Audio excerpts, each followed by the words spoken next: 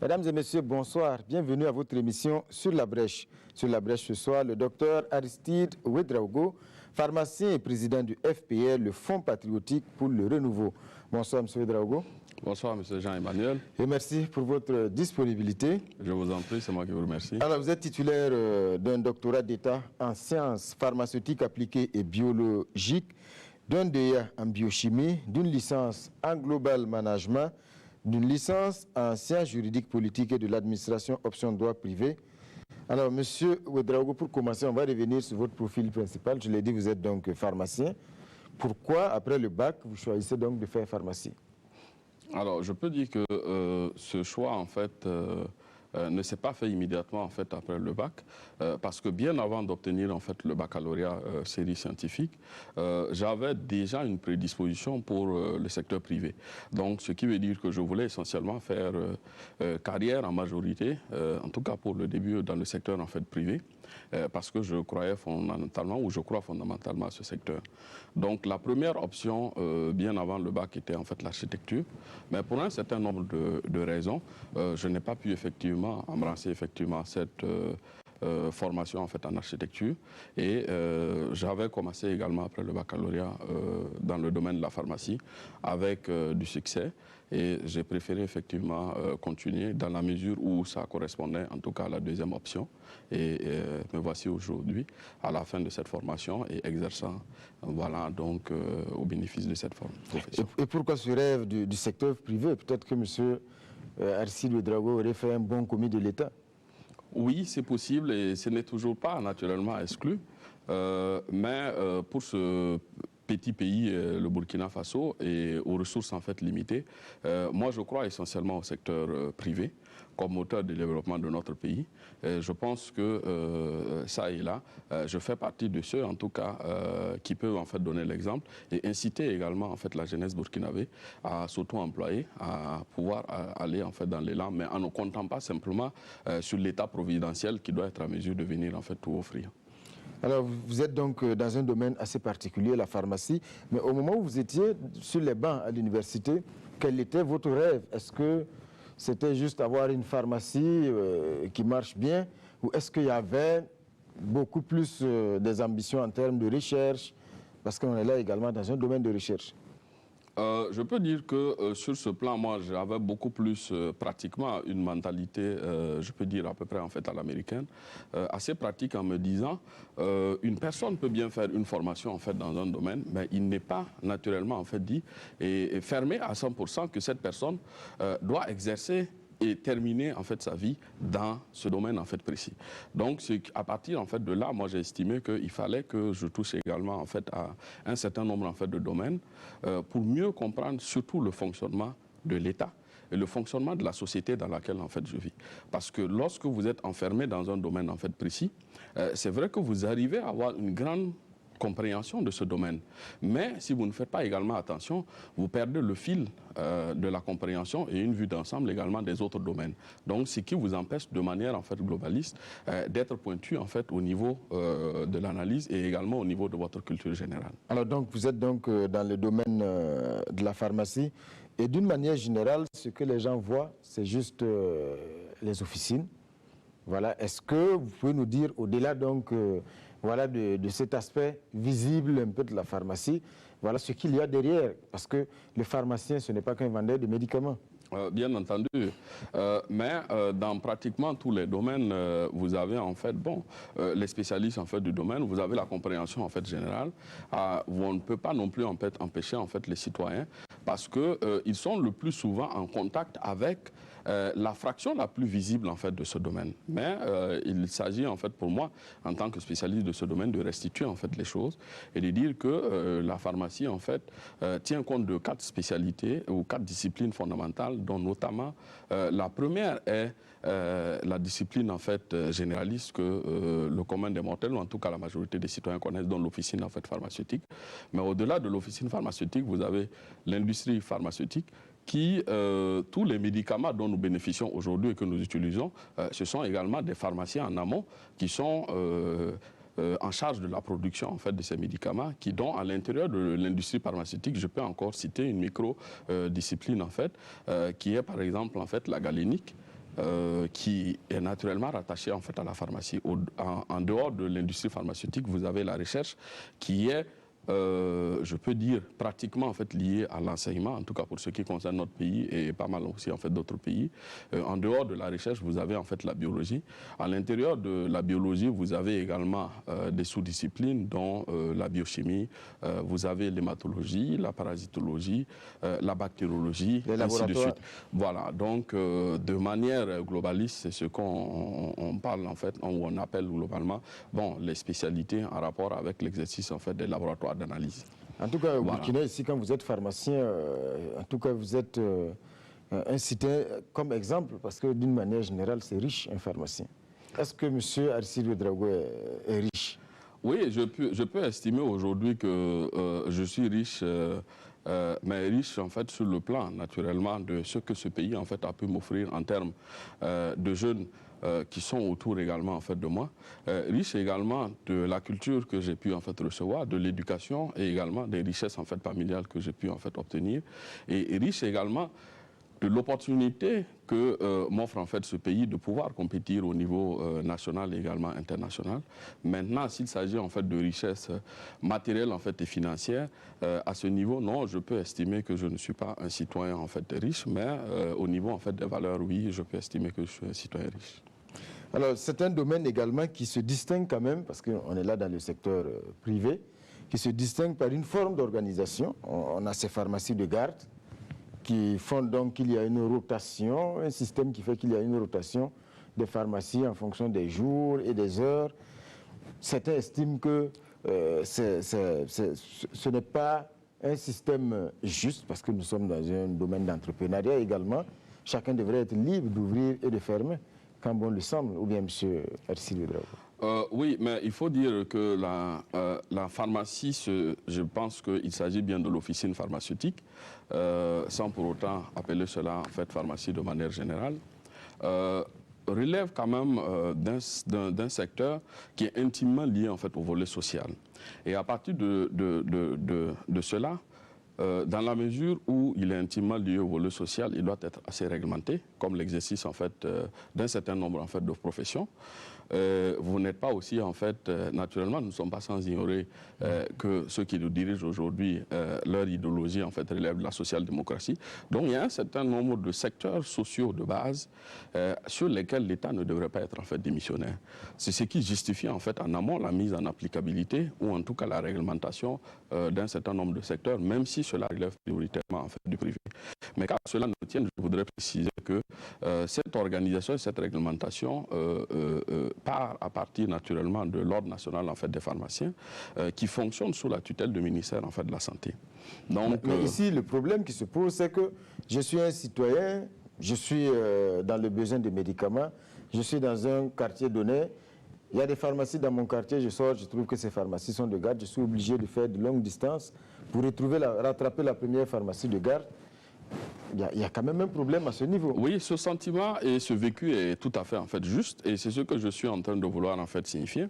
À partir du moment où c'est une organisation qui émane naturellement, je ne peux pas dire du ministère de la Santé directement, mais en tout cas qui est acceptée par le ministère de tutelle, il appartient aux principaux bénéficiaires, dont notamment en fait les citoyens, s'ils estiment que l'organisation, ils sont lésés par l'organisation, de pouvoir dénoncer de manière en fait officielle. Et s'il y a en fait des dénonciations, naturellement cette organisation n'est pas en fait une panacée, et dans la mesure où elle est dynamique, l'ordre des pharmaciens peut naturellement, à partir de ces sessions et de ces réunions, pouvoir faire en sorte à ce qu'il puisse y avoir un meilleur système qui puisse correspondre aux besoins. Est-ce que vous êtes favorable à cette évolution? Bien entendu, bien entendu. Alors, M. Ouédraogo, parce que si on n'exerce pas au bénéfice des populations, cela n'a pas de sens. Les grandes firmes pharmaceutiques, d'une manière générale, la plupart du temps également, traînent en tout cas une image pas très catholique, parce que certains estiment que ce sont des firmes qui surfent un peu sur la vague de souffrance des populations. Prenez des maladies comme le paludisme et autres, beaucoup estiment que c'est parce que ça touche les pays pauvres que jusqu'à présent on n'a pas de médicaments, c'est le cas pour le sida.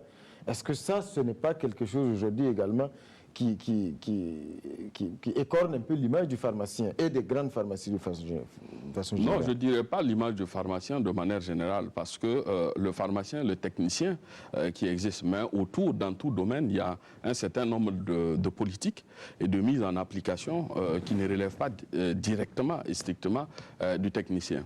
Le technicien, lui, il met son savoir-faire sur la table au bénéfice d'un certain nombre. Parce que quand on parle de films, d'abord, ces films ne sont pas constitués pharmacie, ces films sont constitués société d'abord. Et il y a de grands actionnaires qui peuvent ne pas être même en fait des pharmaciens et qui emploient des pharmaciens et qui les utilisent. Donc ce n'est pas forcément une question de pharmaciens. Alors, mais pour amener cela en fait à mon pays, je suis d'abord content d'avoir non seulement en fait ce background-là, parce que dans la compréhension en fait générale et dans la logique du souhait de la souveraineté en fait de mon pays, aujourd'hui quand je regarde la situation sanitaire par exemple en fait de Burkina Faso, depuis l'avènement du président en fait Blaise Compaoré, j'ai un peu en fait mal au cœur, parce que sur en fait les 30 dernières années, vous ne pouvez pas envisager la souveraineté en fait d'un pays en mettant pratiquement à la poubelle un certain nombre de secteurs en fait sensibles qui relèvent des secteurs sociaux de base. Aujourd'hui, vous avez abordé en fait l'industrie pharmaceutique, mais l'industrie pharmaceutique au Burkina Faso, comment on peut arriver à se soigner en fait à des coûts acceptables pour les populations? Ce n'est pas lié à l'officine pharmaceutique qui ne fait que la pharmacie, ce dont on appelle la pharmacie terre à terre, qui ne fait que mettre à disposition des populations les médicaments à travers le mécanisme de dispensation. Mais si on avait des industries, si on produisait nos médicaments par nous-mêmes, au niveau en fait de Burkina Faso, parce que certes, j'en suis convaincu aujourd'hui, nous avons les compétences internes et également qui peuvent s'ajouter à d'autres compétences en fait externes. Mais sur plus de 30 ans, on n'a aucun circuit notable. Est-ce que c'est à l'État de créer les industries pharmaceutiques? Ah, bien entendu. Parce que ne crée pas une industrie pharmaceutique en fait qui veut. Même si l'État ne crée pas de manière matérielle les industries pharmaceutiques, c'est à l'État de pouvoir mettre en place en fait les mécanismes nécessaires pour favoriser l'éclosion des industries en fait pharmaceutiques. Et ce n'est pas seulement le cas de Burkina Faso. Quand vous regardez pratiquement un certain nombre de pays en fait limitrophes qui nous entourent, c'est pratiquement la même chose. Tous les médicaments et les produits pharmaceutiques qu'on utilise aujourd'hui, à 98% sont importés. Est-ce que c'est pas lié à la recherche? Parce que c'est quand même un domaine de pointe. Il faut avoir véritablement de gros moyens peut-être pour mener ces recherches-là. Oui, la recherche en fait, c'est-à-dire que nous permet de faire clairement la part des choses entre ce qu'on appelle les médicaments spécialités et les médicaments génériques. Vous avez aujourd'hui énormément de molécules de par le monde entier qui sont dans le domaine du générique. Mais un produit en fait est référencé spécialité à partir du moment où des chercheurs ont mis pratiquement 15-20 années de leur vie et de leur expérience pour trouver une nouvelle molécule qui soit à mesure de soigner une maladie qu'on appelle chez nous en fait une pathologie en fait maladie terre à terre. Donc ils ont estimé que à partir du moment où ils ont utilisé 15 à 20 années, ils doivent rentabiliser en fait cela. Donc ils vont breveter leur recherche et ce qui ne permettra pas à n'importe qui, même si il arrive à trouver en fait la formule de ce produit chimique, de pouvoir mettre sur le marché et commercialiser en fait le médicament. Mais au-delà de ces 20 ans, on estime que le médicament tombe dans le domaine public. À partir du moment où il tombe dans le domaine public, il devient un médicament générique. Donc, n'importe qui peut maintenant, à partir du moment où il connaît la formulation chimique, produire ce médicament et pouvoir en fait le vendre. Ne serait-ce que le médicament générique, vous avez, je peux citer aujourd'hui le paracétamol, vous pouvez citer aujourd'hui l'acétylsalicylique, l'aspirine, dont un certain nombre, y compris en fait des produits cosmétiques, dermatologiques. Donc, un certain nombre de produits qui sont tombés dans le domaine public aujourd'hui, dont dans sa souveraineté, le Burkina Faso, à mon avis, au bénéfice des populations, devrait se battre pour permettre à ce qu'on puisse les produire sur notre sol. Nous avons une centrale d'achat des médicaments essentiels génériques, c'est très bien. On a remarqué qu'à partir de l'arrivée en fait, de la CAMEG, la situation avant et après n'était pas la même chose. Ça a permis quand même de pouvoir évoluer vers l'accessibilité des produits. Mais et si on avait une industrie, ça allait être encore mieux. Aujourd'hui, la CAMEG souffre d'un certain nombre, en tout cas, à partir de la transition en fait, politique que notre pays a connue, souffre d'un certain nombre en fait, de problèmes. Il y a même eu une crise. Voilà, heureusement, la CAMEG en est sortie. Voilà. Et avec le système en fait, de gratuité en fait, de soins également qui a été en fait, institué, qui est une mesure mesures, oui, ça a été institué, en fait, c'est bien, mais qui n'arrivent pas à avoir une applicabilité, en fait, réelle, avec un bénéfice, en tout cas, pratiquement, même au-delà de 60% au bénéfice, en fait, des populations, c'est eu égard, en fait, à ce manque, en fait, de disponibilité, en fait, de médicaments. Parce que quelle que soit la dynamique et le dynamisme du secteur médical, sans médicaments, il va être difficile de soigner les maladies. Ouais. Il y a également ce problème des médicaments de la rue qui perdure. Le combat est mené depuis de longues années. Il y a eu de grandes campagnes avec de grandes figures comme l'ancien président français Jacques Chirac. Jusqu'à présent, les médicaments de la rue, un pion sur rue, pour ne pas me répéter. Oui, le problème des médicaments de la rue également relève purement et simplement d'une volonté politique, à mon avis. Et aussi, c'est un phénomène lié en fait à la porosité, je pense, que des frontières. On peut pratiquement comparer en fait ce fléau à la lutte contre la drogue, qui se retrouve dans pratiquement tous les pays.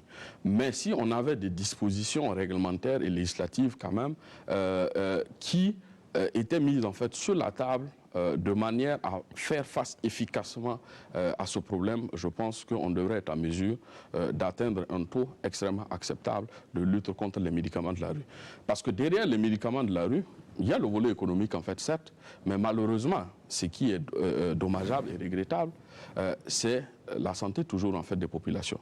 Parce que moi-même, je peux vous dire, à ma deuxième année, j'ai été victime en fait de ce problème de médicaments de la rue, et à une des émissions en fait dont on organisait à la TNB ici, je pense le bon dimanche, j'ai participé. Et j'ai même donné en fait un témoignage parce que j'avais pris en fait un des produits en fait comme ça parce que je ne savais pas, contre la toux, et ça venait de ce secteur, et automatiquement j'ai été à la limite en fait hospitalisé en fait sur 48 heures avec des injections pour pouvoir en fait revenir. Mais c'est parce que les pharmacies également ne sont pas accessibles à tout le monde que peut-être ces médicaments-là continuent de prospérer dans... Oui, ces pharmacies ne sont pas accessibles, c'est pourquoi je dis en fait tout part d'une volonté politique. C'est vraiment à l'État de pouvoir en fait réglementer.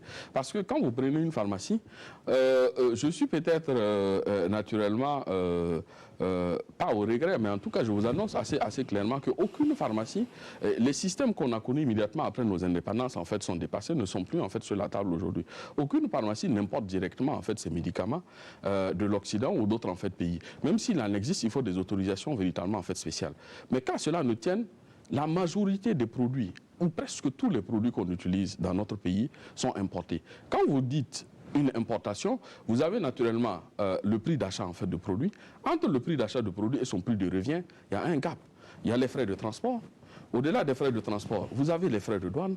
Ce n'est pas naturellement en fait zéro. Mais vous avez un certain nombre en fait de taxes qui sont également en fait appliquées avant et qui payent en fait cette chaîne en fait de taxes. C'est le consommateur final.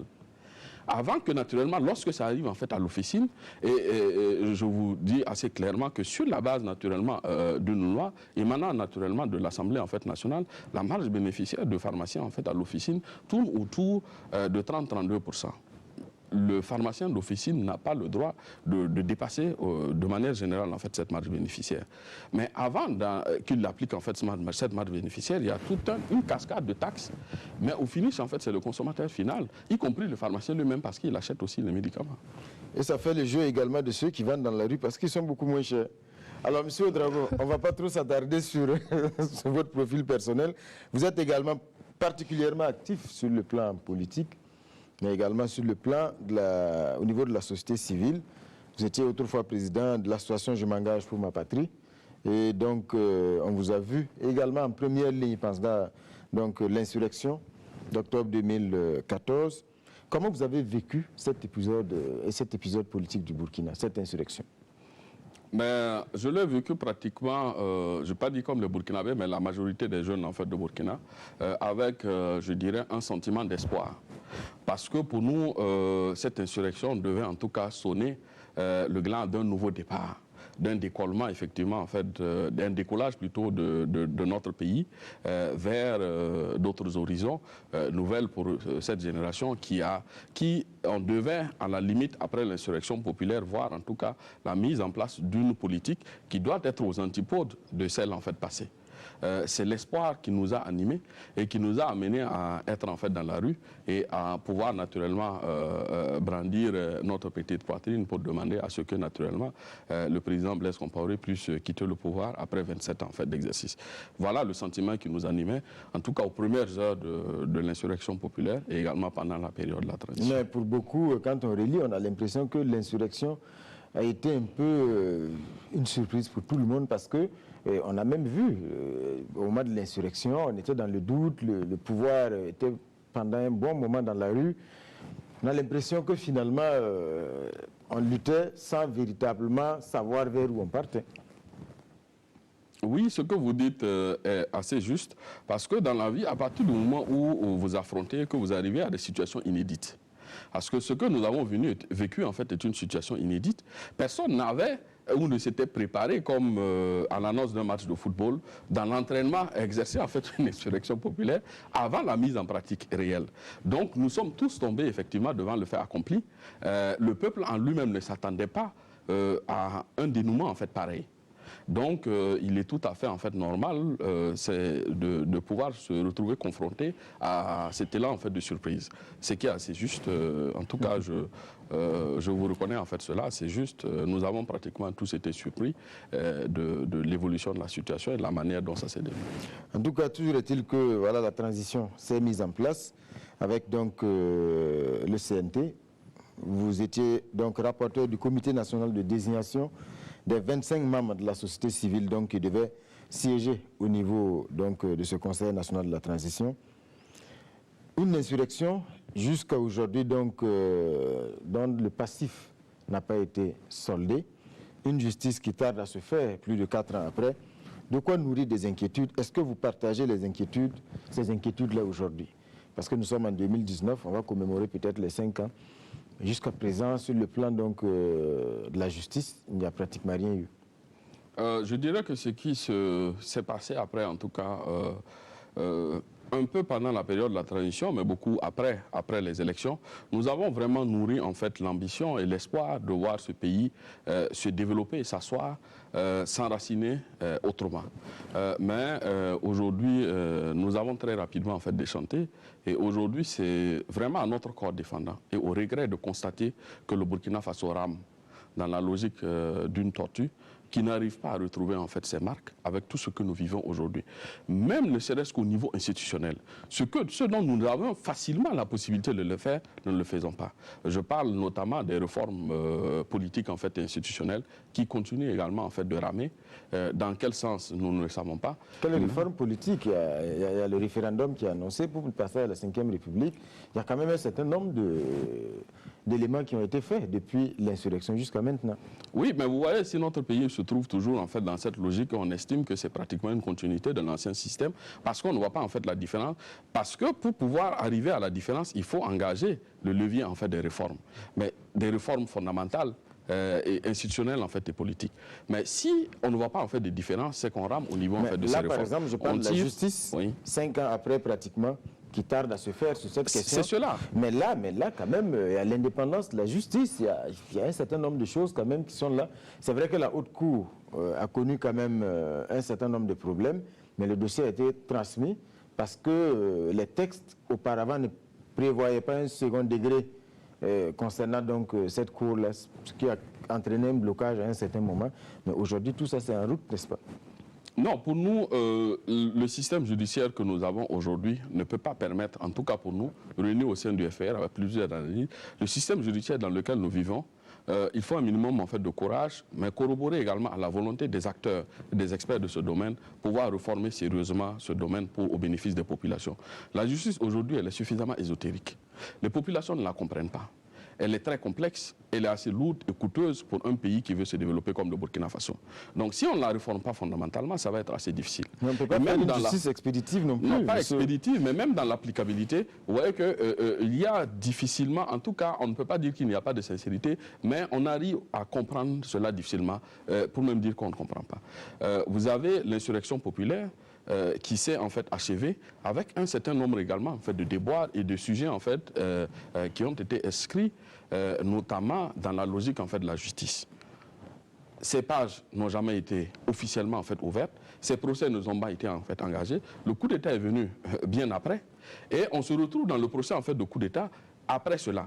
Bon, peut-être qu'on nous dira aujourd'hui, dans la mesure où il faut rassembler un certain nombre en fait, d'éléments, ça traîne, la justice n'est pas abordée comme dans une logique d'une intervention en fait, chirurgicale, il faut rassembler l'ensemble des éléments. C'est pour cela qu'on dit, est-ce que le Burkina Faso peut se permettre en fait, le luxe de traîner ainsi pour pouvoir en tout cas aller vers une réconciliation en fait, des cœurs, vers un élément central, un principe central qui est la vérité, et que la justice en fait doit être le moteur de cette vérité pour permettre à la nation de se développer.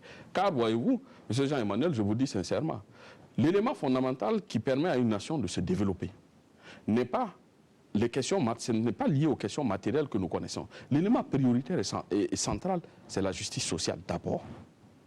Donc si cette justice sociale n'est pas correctement mise en route, ça va être difficile qu'on puisse aborder l'élan du développement. Parce qu'il ne peut pas y avoir en fait un développement sans l'implication de l'ensemble des fils en fait, et des filles de Burkina Faso.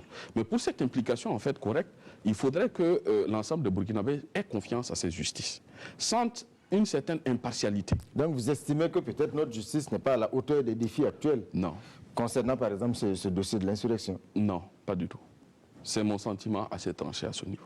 Alors, M. Ouedraogo, justice classique ou justice transitionnelle également, là également le débat est posé à certains qui estiment par exemple sur ces questions qu'il aurait mieux valu une autre forme de justice, voilà, pour permettre aux Burkinabés de solder leurs passifs, en tout cas apaiser les cœurs et puis passer à autre chose, plutôt qu'une justice classique qui aboutit à des peines.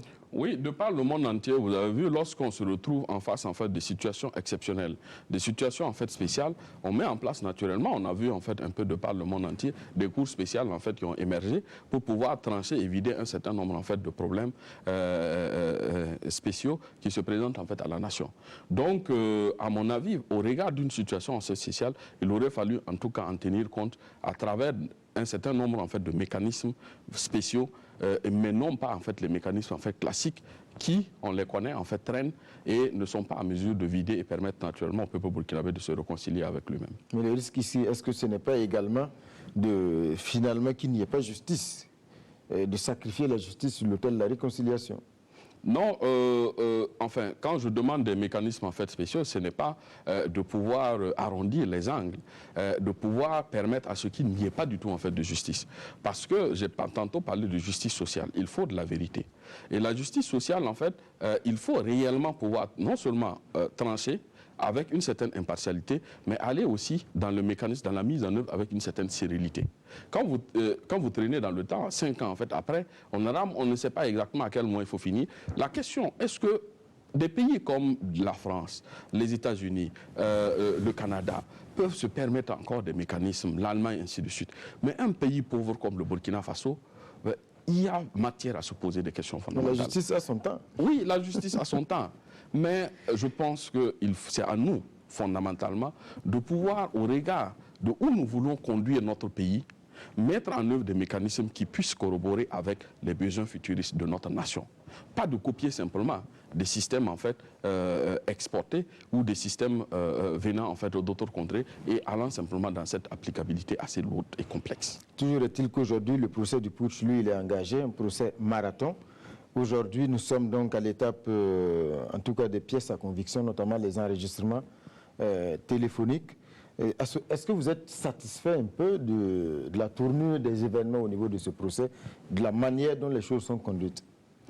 Une des innovations majeures que je peux saluer à ce niveau, c'est la médiatisation. La médiatisation qui est autour, en fait. Cela dénote quand même d'une certaine volonté de pouvoir aller vers une impartialité et vers également en fait, la vérité, parce que ce procès est assez sensible.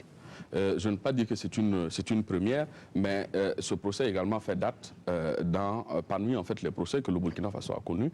C'est vrai que c'est un pays qui a connu beaucoup de coups d'État, mais les dénouements ne se sont pas en fait, passés de la même manière. À ce niveau, je peux saluer en fait, le déroulement, mais tant que ce procès ne finit pas, il m'est tout à fait difficile également, de manière tranchée, d'apporter une analyse assez tranchée, en tout cas sur la prévisibilité finale de ce procès.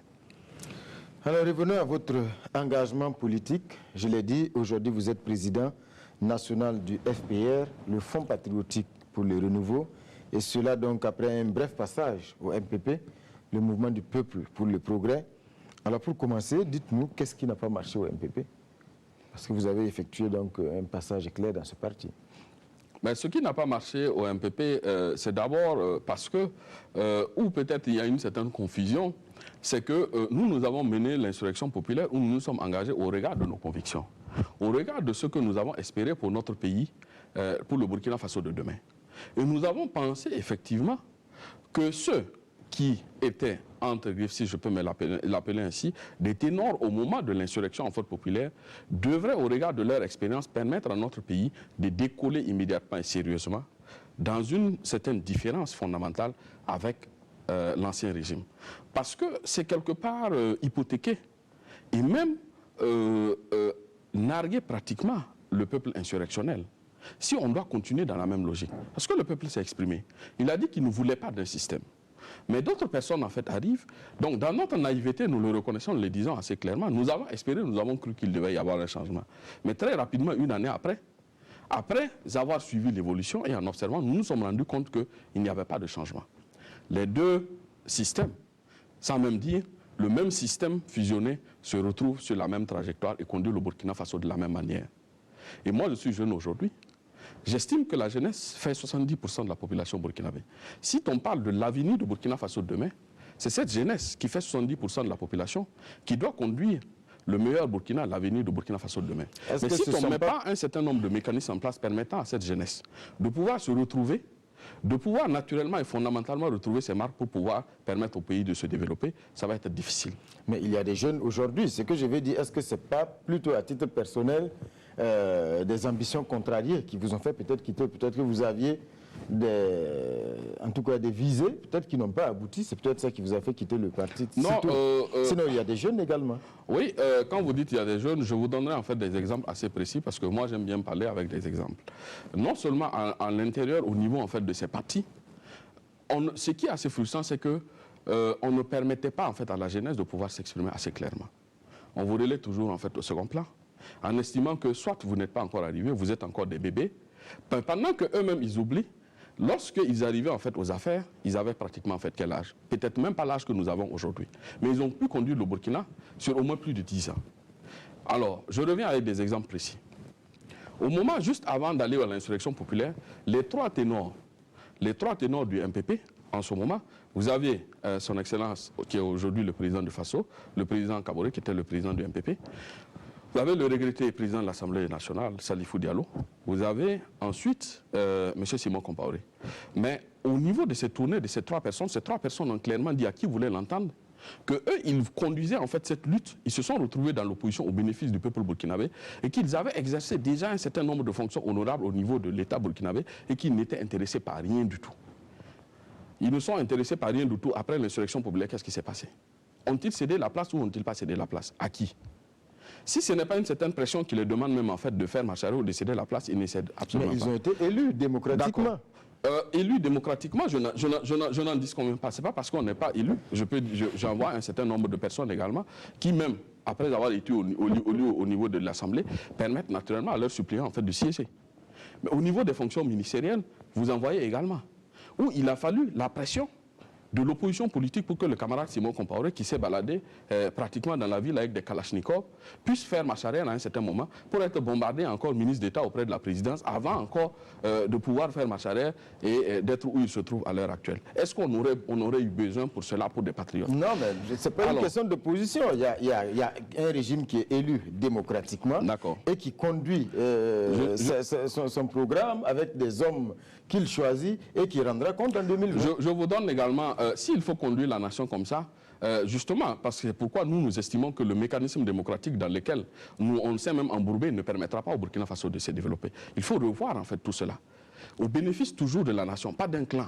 C'est cela en fait fondamentalement la politique. Elle doit servir et non se servir. Si l'intérêt de la politique n'est pas de servir les populations, cela n'est pas une politique au bénéfice des populations. Dernièrement, au dernier conseil de ministres, vous avez appris en fait, comme vous et moi, la nomination de l'ancien Premier ministre Paul Kabatieba, voilà, au poste de la caisse, voilà, des dépôts et de consignation. Oui, cela pose un problème fondamental. Pas parce que, non seulement même dans l'honorabilité de la fonction d'avoir été Premier ministre, ce n'est pas un simple ministre, qui revient encore pour occuper en fait une telle fonction. On veut nous faire comprendre et croire, parce qu'il a estimé qu'il était nécessaire à un certain moment de pouvoir mettre sur les fonds baptismaux un tel organisme. Oui. Au sein même du MPP, même pas ailleurs. Mais là, juste oui. sur ce point, il y a quand même le débat est posé. Oui. Parce qu'aujourd'hui, d'aucuns estiment également que, bon, si c'est ça, ça veut dire que Paul Kabat-Yeba ne pourra plus être que président du Faso. Parce que dans ce pays, il a été Premier ministre.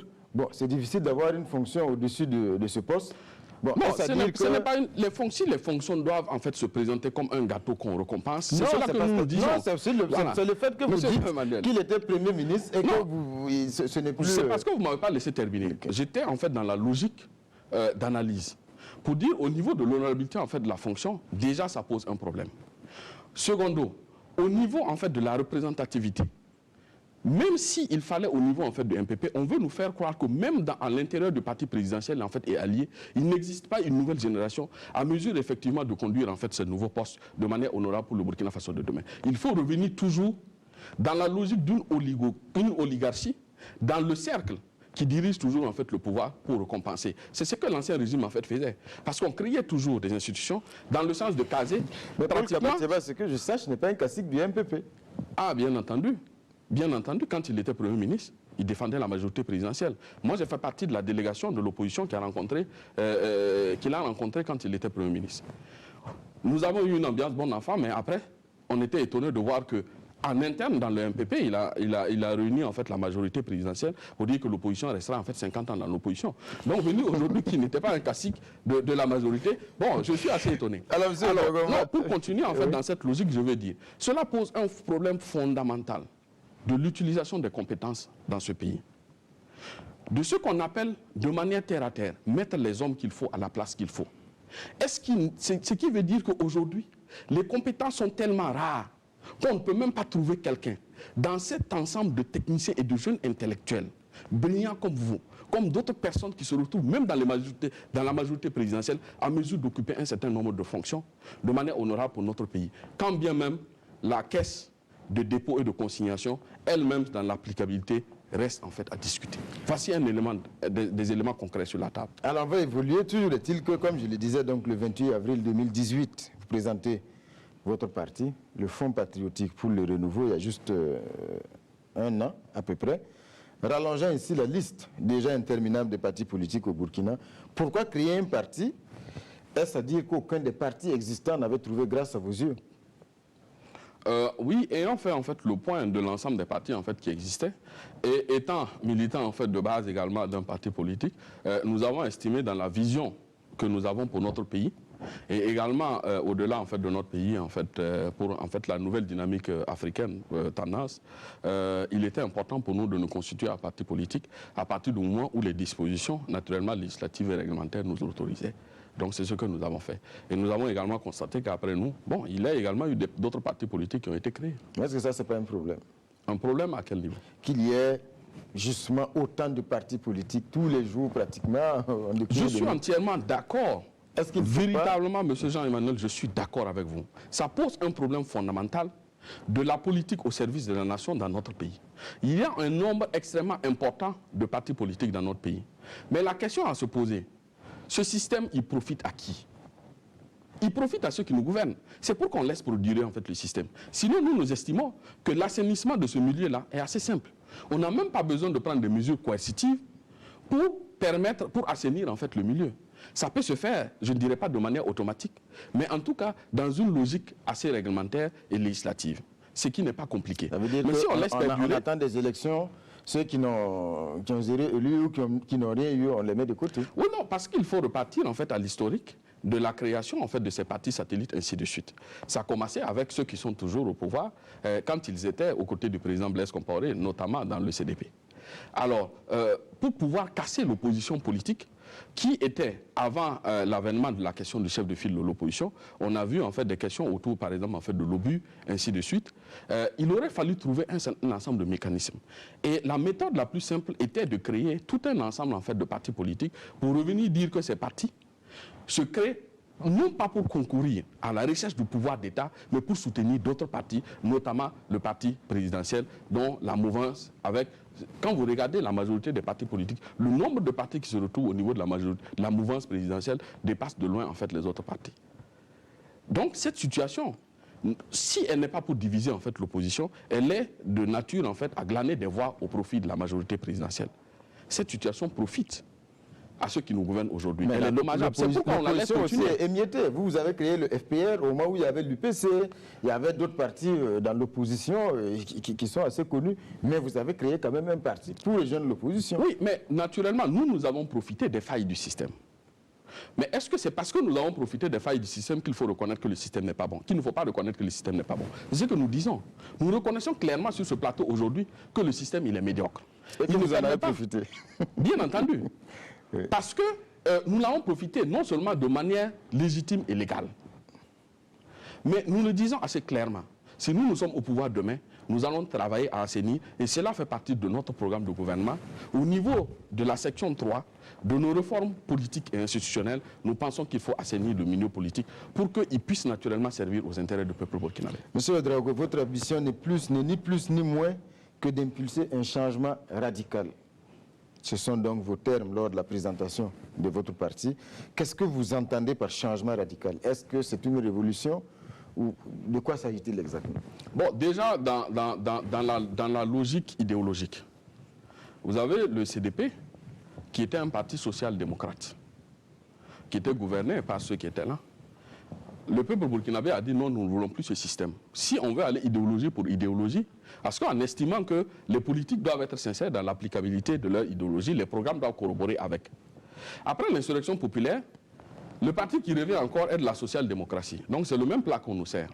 Nous estimons que pour permettre à ce pays, il faut de se développer, il faut qu'il apprenne, en tout cas à faire l'expérience et l'épreuve d'un autre système. Et ce système ne peut pas encore être pour nous la social-démocratie. C'est pourquoi nous estimons qu'il faut un changement radical, non seulement dans l'applicabilité, dans la pratique politique et dans l'ensemble de la méthode de gouvernance.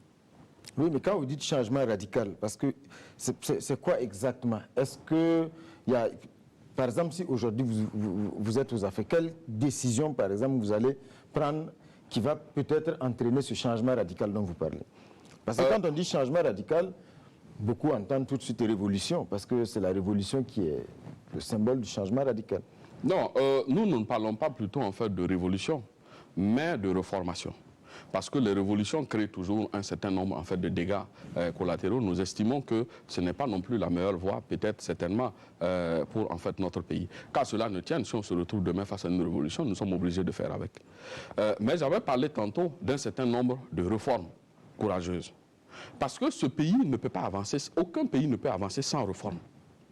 Soit vous estimez que le système dans lequel est bon, vous engagez un certain nombre de réformes dans le sens de leur ancrage, de leur maintien et de leur continuité.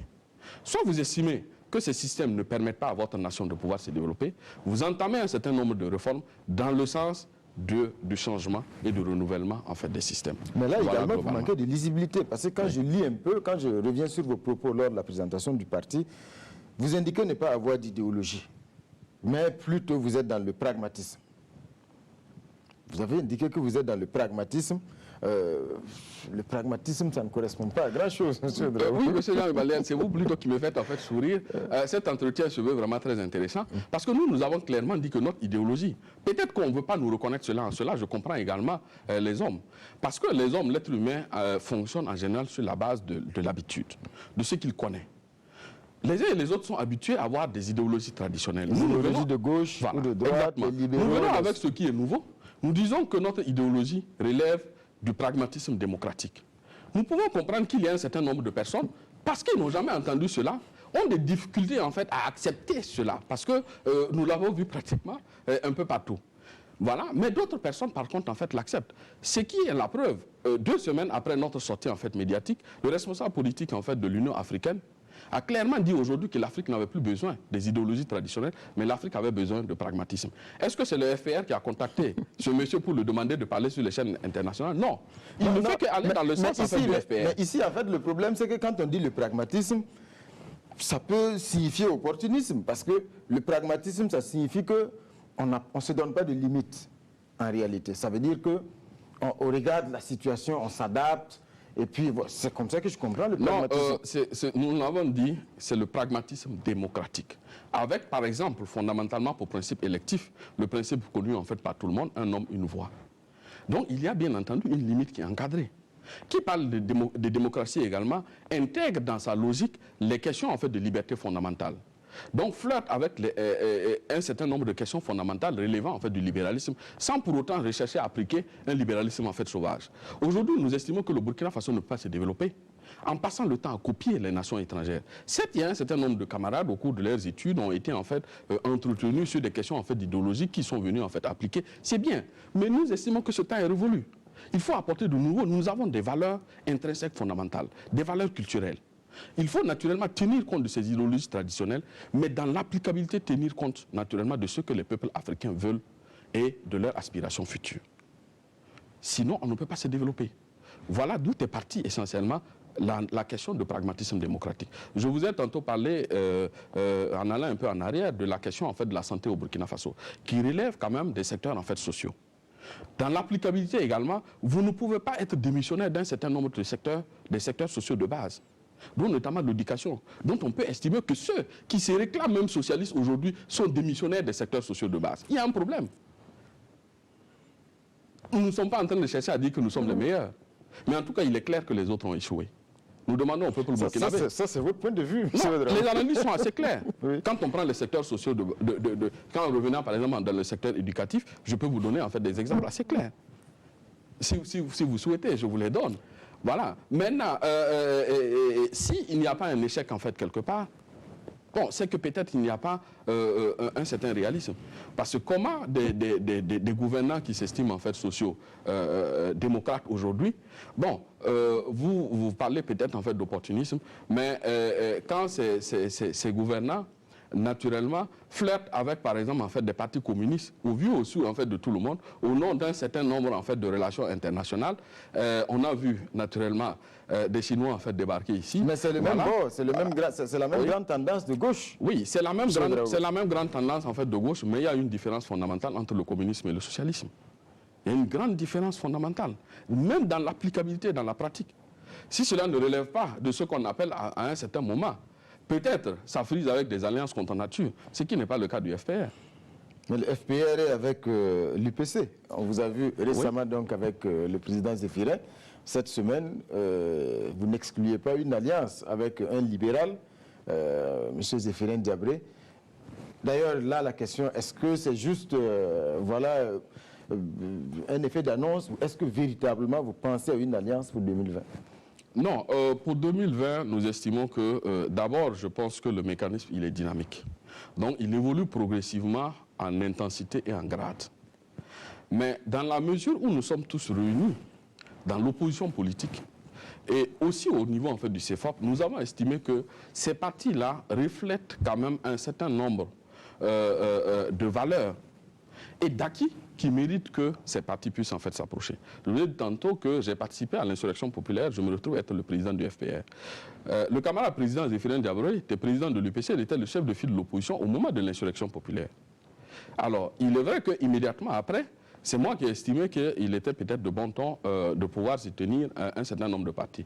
Mais lui, il est resté en fait dans l'opposition et je me retrouve aujourd'hui encore dans l'opposition.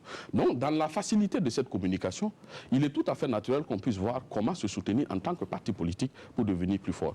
Parce que quand vous êtes naturellement en fait seul, c'est bon de se taper la poitrine et estimer que vous vous suffisez tellement, vous êtes tellement orgueilleux Allez-vous être candidat en fait en 2020 ce n'est pas la meilleure stratégie. Non, en 2020, je pense que, comme je vous l'ai dit, c'est un processus dynamique, on n'est pas là.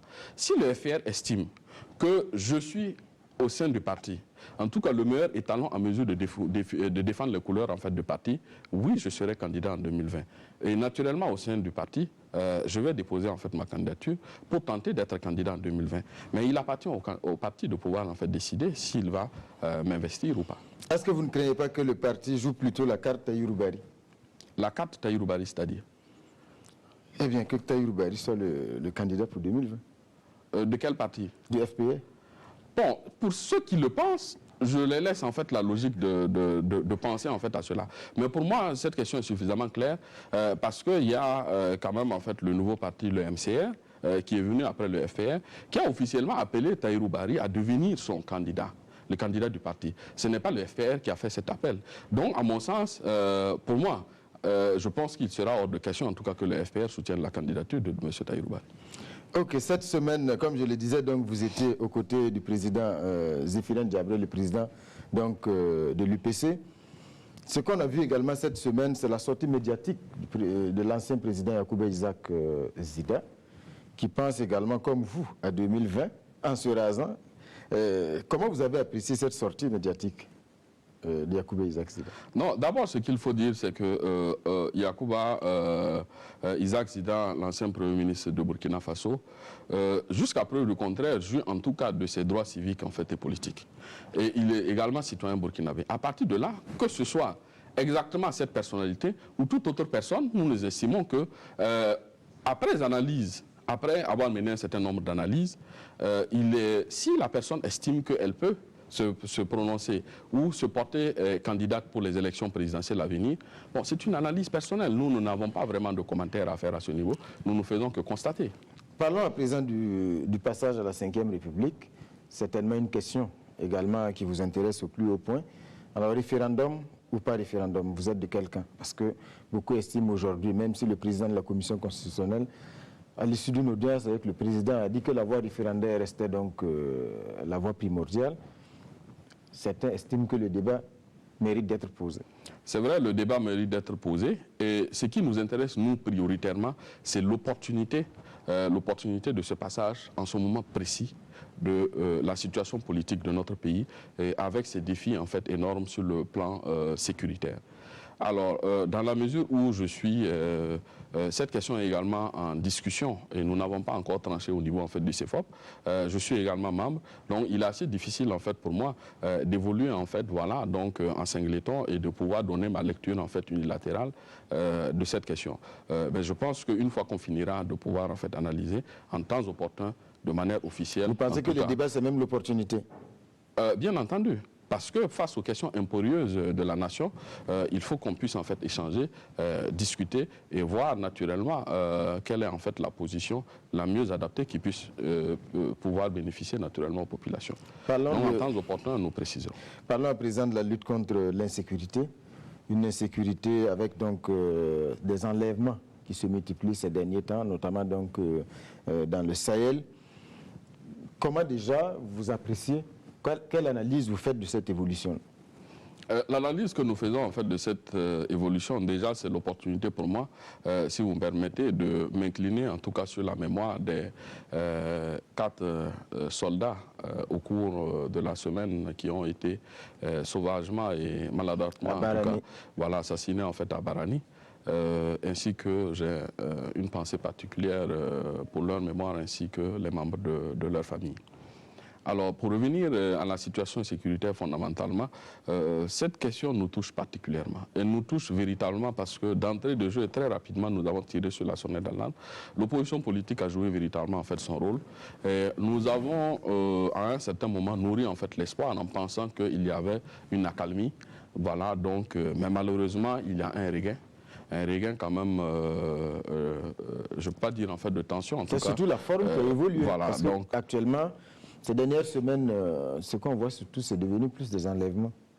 Oui, parce que au regard aussi en fait des réponses préparées de nos forces armées, naturellement, il est tout à fait visible que ces personnes en fait mal intentionnées adaptent aussi en fait leur réponse en fonction aussi en fait de nos mécanismes en fait de défense. Donc, il nous revient nous en tant qu'État et souverain de pouvoir mettre en œuvre l'ensemble des mécanismes, et cela ne doit pas être négociable, pour pouvoir assurer en tout cas la quiétude et la sécurité des populations, et cela ne doit pas être négociable. S'il y a un échec à ce niveau, nous allons le dénoncer, et parce qu'à un certain moment, l'opposition politique était même allée jusqu'à demander la démission des ministres en charge de la sécurité et de la défense en fait nationale, même s'il y a certains qui nous reprochaient en fait cela, mais nous avons vu aussi en fait des évolutions notables sur la base en tout cas des propositions pointues en fait de l'opposition. Parlons également de la situation au ministère de l'économie, une situation marquée donc par je ne dirais pas une grève, parce qu'officiellement il n'y a pas de grève, mais manifestement il y a un problème, parce que selon le constat fait par beaucoup de confrères, en réalité c'est le service minimum qui est assuré actuellement. Oui, cette situation, naturellement, est dommageable elle est véritablement dommageable pour le contribuable en fait burkinabé et pour l'ensemble des populations burkinabées de manière générale.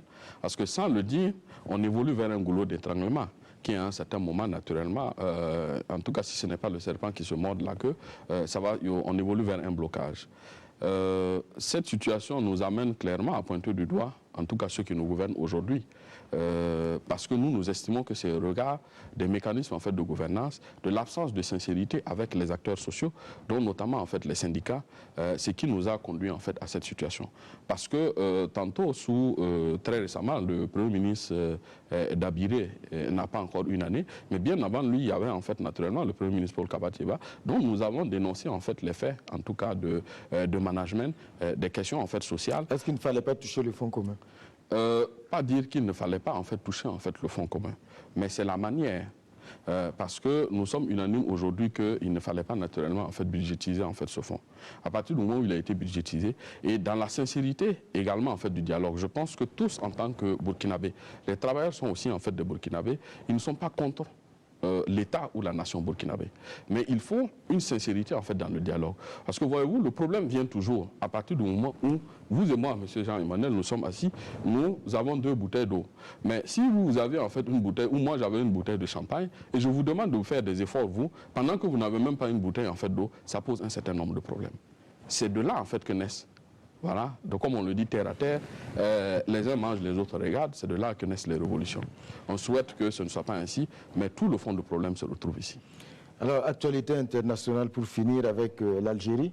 Bouteflika de plus en plus seul, lâché donc par des alliés politiques, mais également par le patron des armées de l'Algérie.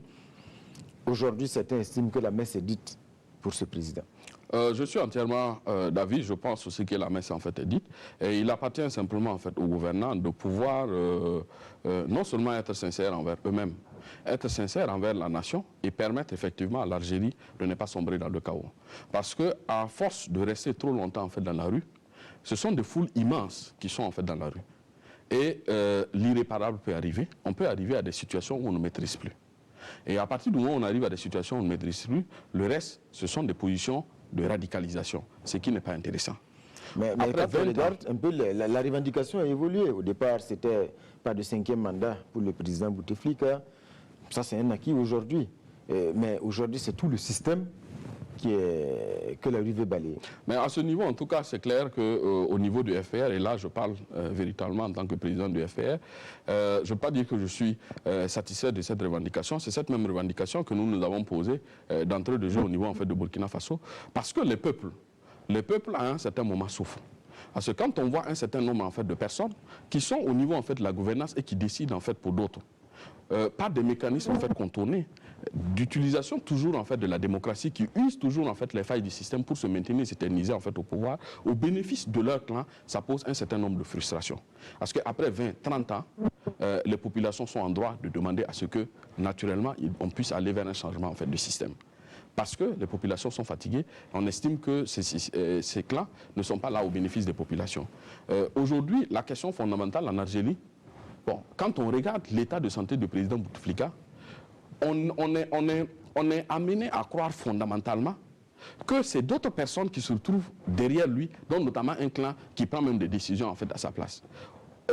Sérieusement, se maintenir au pouvoir aujourd'hui, ne pas se maintenir au pouvoir aujourd'hui, aller en clinique, quand on regarde physiquement le président Bouteflika, on comprend clairement que c'est une question qui ne le préoccupe même pas. Mais la question préoccupe qui alors? C'est le clan. C'est ça le problème fondamental en Afrique. Et il faut que ça change. Alors on finit avec le Togo, la C14 qui a volé en éclats. Une opposition qui à un certain moment semblait en tout cas avoir le vent en poupe avec toutes ces manifestations dans les rues pour donc en tout cas barrer la route au président Faure Gnassingbé. Aujourd'hui, on a l'impression que l'opposition a fait de mauvaises options en boycottant les élections, mais également aujourd'hui en se retrouvant donc face à ces vieux démons complètement divisés. Oui, je suis entièrement d'accord avec vous parce que, comme on le dit de manière générique, en politique, la politique de la chaise vide ne marche pas toujours. Parce que lorsqu'on va en fait à une élection générale, vous pouvez toujours aller dans vos revendications républicaines, mais à partir du moment où elles sont républicaines, utilisez toujours en fait le système qui est en place pour porter toujours vos revendications. Mais si vous faites la politique en fait de la chaise vide, cela revient simplement à servir en fait du chou gras et du pain béni à celui qui est en face de vous. Le président Yassimé aujourd'hui ne fait que surfer sur des vagues qui ont clairement été en fait dessinées par l'opposition à son bénéfice. On ne fait que constater, ça a été une position, en tout cas la conséquence d'une position stratégique de ce groupe en fait d'opposants, dont aujourd'hui pratiquement, en tout cas, ils payent le revers de la médaille de leurs décisions et de leur stratégie politique. Alors, M. Ouedraogo, on va s'arrêter là pour ce soir. Merci encore d'être passé sur le plateau de l'émission Sur la Brèche. Voilà, mesdames et messieurs, Sur la Brèche pour ce soir, c'est fini. Merci pour votre attention et à dimanche prochain pour un autre numéro de votre émission.